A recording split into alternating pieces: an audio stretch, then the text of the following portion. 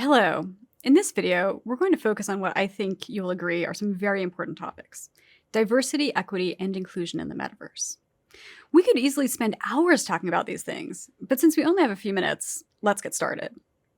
Ask anyone actively working on building the metaverse, and they'll tell you the goal is to create digital worlds that are open, accessible, and equitable for all.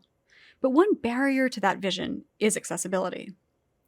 We can think of accessibility as having two distinct but interrelated aspects. First, we have to improve high-speed internet access. Applications that focus on the metaverse simply require more bandwidth than many experiences in Web 2.0. Earlier in this course, we talked about how almost 4 billion people in the world aren't online. As the metaverse evolves, metaverse companies need to work with organizations, companies, and governments to improve widespread access to broadband internet. Second, when we think about the cost of immersive technologies, VR headsets, and in the future, AR glasses, are fairly expensive investments that simply won't initially be available to everyone. While they may eventually become more affordable, they will be prohibitively pricey for a lot of people. This is one reason it's critically important that metaverse immersive experiences be built so they can be accessed from different types of devices, from headsets and glasses to smartphones and computers. But because headsets allow for more immersive, embodied experiences that are at the heart of the metaverse, we also need to be continually thinking about how to make this technology cheaper and more readily available to a wider range of people. Now, one of the most exciting things about the metaverse is the virtually endless opportunities it offers for both economic and educational growth.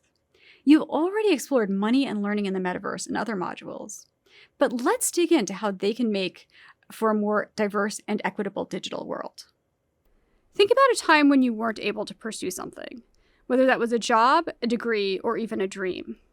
There may have been numerous circumstances that got in the way of those dreams. The metaverse creates an opportunity to reduce some of those barriers. Maybe you wanted to learn a new skill so that you could change jobs, but you live in a remote area and you're unable to attend in-person classes. Or say you have a great idea for a product, or you've been honing your artistic skills, and you want to start selling online to your consumers or fans.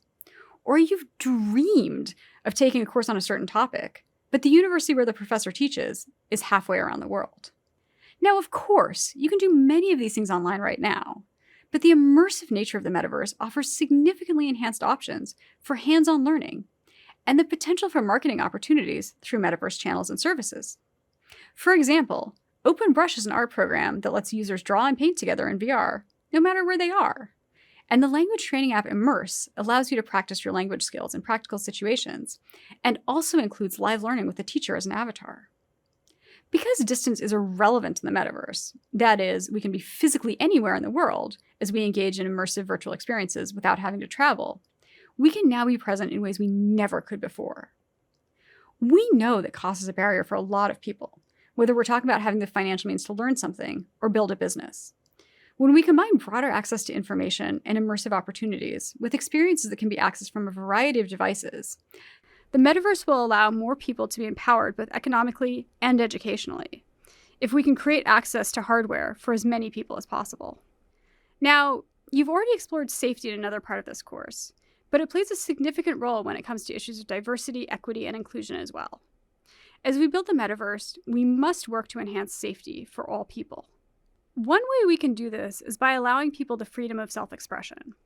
Through customizable, embodied avatars, users are able to represent themselves in the ways in which they choose, and these can be different in different moments.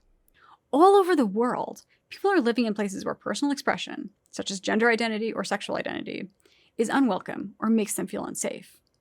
For some, it may be an opportunity to explore or start anew, and for others, a chance to fully embrace the identity they desire.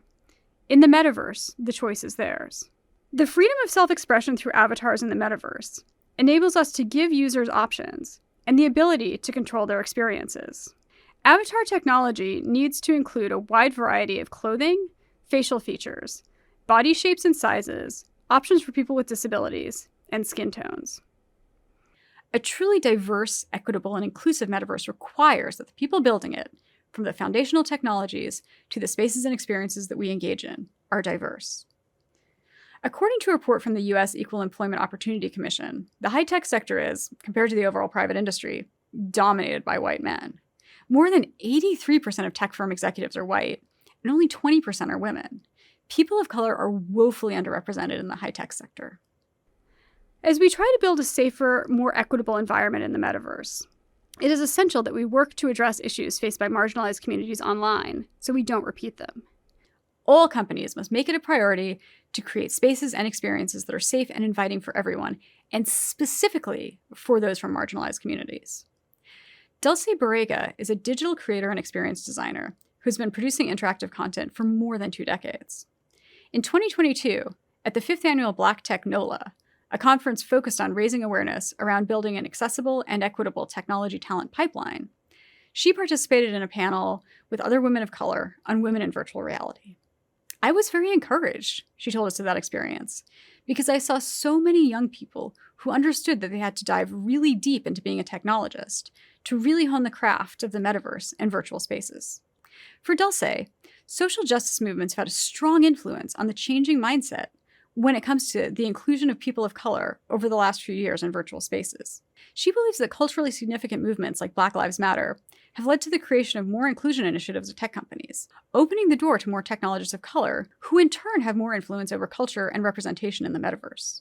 As we build towards a fully realized metaverse, we must keep diversity, equity, and inclusion in mind.